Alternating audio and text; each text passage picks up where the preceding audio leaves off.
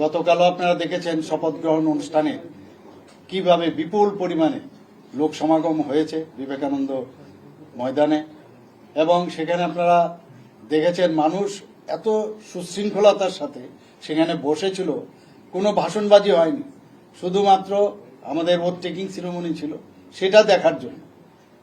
তো আমি কালকেও যারা এসেছেন তাদেরকে আমি ধন্যবাদ দেব, এবং এত সুশৃঙ্খলভাবে ওনারা ওখানে উপস্থিত থেকে এত সুন্দরভাবে আমাদের এই শপথ গ্রহণ অনুষ্ঠানকে সম্পন্ন করার জন্য আমি ধন্যবাদ দিতে চাই। আমাদের যে 16ই আমাদের ফেব্রুয়ারিতে আমাদের যে ইলেকশন সম্পন্ন হলো এবং যাদের মাধ্যমে ইলেকশনটা সম্পন্ন হয়েছে, ইলেকশন কমিশন, আমাদের ত্রিপুরা সরকারের আধিকারিক এবং আরক্ষা দপ্তরের যারা যুক্ত ছিল সবাইকে, এবং আপনারাও কিন্তু এর মধ্যে ব্যতিক্রম নয়, আপনারাও আমাদের সাহায্য করেছেন, সবাইকে আমি ধন্যবাদ দিতে চাই। এত সুন্দরভাবে ত্রিপুরাতে একটা ইতিহাস রচনা হয়েছে যে কোনো জায়গায় কোনো রকম উচ্ছৃঙ্খলতার কোনো খবর ছিল না 16 তারিখ। এবং এতদিন ধরে আমরা দেখেছি যে নানা রকম সাইন্টিফিক রেগিং এর কথা হতো, ছাপ্পা ভোটের কথা বলা হতো, সেইগুলো কোথাও ছিল না। এবং 2 মার্চ যে রেজাল্টটা বেরোলো সমস্ত জায়গার মধ্যে কোনো রকম কোনো সমস্যা ছিল না, সেটাও আপনারা প্রত্যক্ষ করেছেন, মানুষও কিন্তু দেখেছে, এবং এর জন্য আমি সবাইকে ধন্যবাদ দিতে চাই আবার। কিন্তু ইদানিং আমি দেখতে পাচ্ছি বিভিন্ন জায়গার মধ্যে এটা একটা স্বার্থান্বেষী মহল থেকে সেটা করানো হচ্ছে বা করছে, যে কিছু কিছু খবর আমার কাছে আসছে। আমি আরক্ষা দপ্তরকে বলেছি কঠোরভাবে যেন ওটা মোকাবেলা করেন এবং আইনের পথে চলবে। আমাদের ভারতীয় জনতা পার্টির যে আগামী দিন আমরা যে ভিজন ডকুমেন্টস, যেটা আমরা নির্বাচনী ইস্তাহার আপনাদের সামনে আমাদের সর্বভারতীয় সভাপতি সেদিন প্রকাশ করেছেন, সেইগুলোকে আমরা সামনে রেখে তার যেন বাস্তবায়ন হয় সেই দিশায় আমরা কাজ করব আমাদের সরকার, এবং ত্রিপুরাতে আইনের শাসন যেন বজায় থাকে সেটা আমাদের প্রায়োরিটি থাকবে। স্বাস্থ্য বিভাগ সেটার দিকে আমরা প্রায়োরিটি হিসাবে সেটাকে আমরা অ্যাড্রেস করব। এগ্রিকালচার, এডুকেশন, স্পোর্টস, আরও যেসব বিষয়গুলো আছে সব বিষয়ে আমরা অ্যাড্রেস করব, এবং সাধারণ মানুষের এবং প্রান্তিক মানুষের যেসব মৌলিক সমস্যা আছে সেগুলোকে আমরা অ্যাড্রেস করব। সবাই শান্তিতে আমরা থাকতে চাই। আরেকটা বিষয় যেটা খুব ইম্পর্টেন্ট সেটা হচ্ছে আমাদের জনজাতির যে ক্ষেত্র আছে সেখানে অনেক সমস্যা অনেকদিন ধরেই ছিল, আমরা চেষ্টা করেছি সেই সমস্যাগুলো নিরসনে।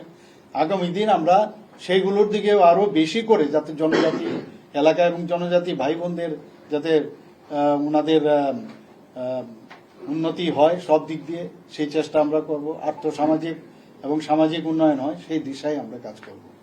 এবং আমাদের এই সরকার একটা দৃষ্টান্ত আগেও আমরা স্থাপন করেছি, আবার স্থাপন করতে চাই, যে আমাদের মাননীয় প্রধানমন্ত্রীর যে সরকার, সেন্ট্রাল গভর্নমেন্ট যেভাবে আমাদের সরকার চলছে, যে স্বচ্ছতার যে সরকার, সেটা আমরা ত্রিপুরাতেও সেই স্বচ্ছতার নিদর্শন আমি রাখতে চাই।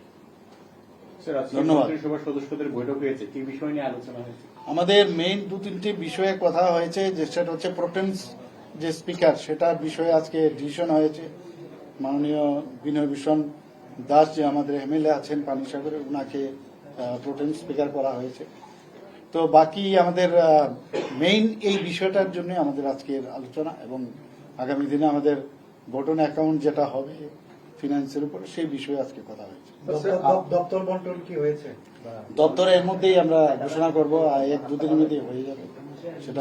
আপনার এবারের মন্ত্রিসভায় বেশ কয়েকজন যুব চেহারা দেখা গেছে, আবার বেশ কয়েকজন বাদক পড়েছেন, মানে এটার পেছনে কি কোনো অন্য কারণ রয়েছে? না, এরকম না। আমাদের এখানে সেন্ট্রাল গভর্নমেন্টও আমাদের মাননীয় প্রধানমন্ত্রী যখন লাস্ট যে রিসাফলিং করে সেখানেও আপনি দেখেছেন বহু লোককে, আমাদের এটা রীতিনীতি যে কিছু লোক চলে যাবে আবার নতুন করে নতুন আসবে, এবং সেইভাবেই কিন্তু কাজ চলে। এরকম না কাউকে বাদ দেওয়া হয়েছে, আবার কেউ চলে যাবে আবার আসবে, তো সেটা আমাদের নর্মাল রুটিন ওয়ার্কের মধ্যে পড়ে। বাকি এখনো 3টি খালি রয়েছে, সেগুলি কবে পূরণ হবে? সেটাও ফুলফিল হবে। এর আগের আমাদের যখন 2018-তে হয়েছে সেখানেও কিন্তু সেইভাবেই খালি ছিল, এবং সেটা ফিল আপ হয়েছে, সেটাও হবে, অচিরেই হবে।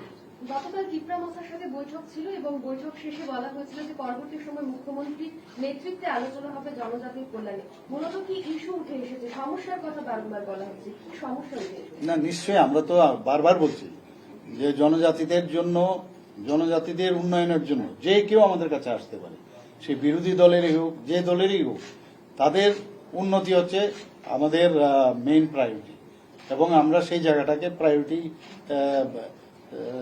এরিয়া বলে আমরা মনে করি। তবে গ্রেটার ত্রিপুরা ল্যান্ড কি প্রায়োরিটি পাচ্ছে? না, গ্রেটার ত্রিপুরা ল্যান্ড আমরা কোনো অবস্থায় সমর্থন করি না। স্যার, বাকি এমএলএরা কবে শপথ নেবে স্যার, কোনো আলোচনা হয়েছে? ওই তো সেটা তো বললাম তো, প্রোটেম স্পিকারের যখন আমাদের 15 তারিখ খুব সম্ভব স্থির হয়েছে, সেদিনই প্রোটেম স্পিকারের পরে সেখানে শপথ, যা নর্মাল প্রসিডিউর আছে সেভাবে হবে। স্যার আপনি সবাইকে ধন্যবাদ। স্যার আপনি প্রথম যে লেট মি গো। স্যার আপনি যখন মুখ্যমন্ত্রীর দায়িত্ব নিয়েছিলেন, যখন আপনার হাতে সময়টা একটু কম ছিল এবং আপনার কাজে রাজ্যবাসী খুশি, এখন আপনি আরো 5টা বছর সময় পেয়েছেন, কিভাবে রাজ্যটাকে এগিয়ে নিয়ে যাবেন? তো নিশ্চয়ই এখন তো সময়টা যেহেতু বেশি পেয়েছি, তো কিন্তু সময় বেশি না, কিন্তু আমি তো ভাবছি যে আমাদের ক্যালেন্ডারটাকে, আমাদের বছরটা উল্টিয়ে দেবে, মানে 365 দিন, আমার একদিন চলে গেল, দুদিন চলে গেল, আর বাকি এতদিন, তো উল্টিয়ে একটা ক্যালেন্ডার সব ডিপার্টমেন্টে আমি ভেবেছি যে এটা আমি ফিক্স করে দেব, তাতে ওই মানে সবাই, আদারওয়াইজ কি হয়, অনেকে মনে করে যে আমার কাছে অনেক সময় আছে, আমাদের যে কাউন্টডাউনের একটা ক্যালেন্ডার আমি ইচ্ছে আছে সেটা লাগানো। তার আরেকটা প্রশ্ন, এবার তো ভোট অন অ্যাকাউন্ট, মানে পূর্ণাঙ্গ বাজেট তো পরে বোধ হয় একটু, তো এই ক্ষেত্রে পূর্বতন যে অর্থমন্ত্রী ছিলেন জিষ্ণুদেব বর্মা, ওনার কি কোনো উনার তো যেহেতু উনাকে তো আমরা নিশ্চয়ই উনার অ্যাডভাইস আমরা নেব। আর এমনিতে তো উনি তো এখন মন্ত্রী সবাই কোনো অবস্থায় আসতে পারবেন না, না তো, কিন্তু উনি আমাদের পার্টির একজন বিশিষ্ট ওল্ড আমাদের কলিগও বলা যায়, এবং উনার নিশ্চয়ই পরামর্শ আমরা নেব।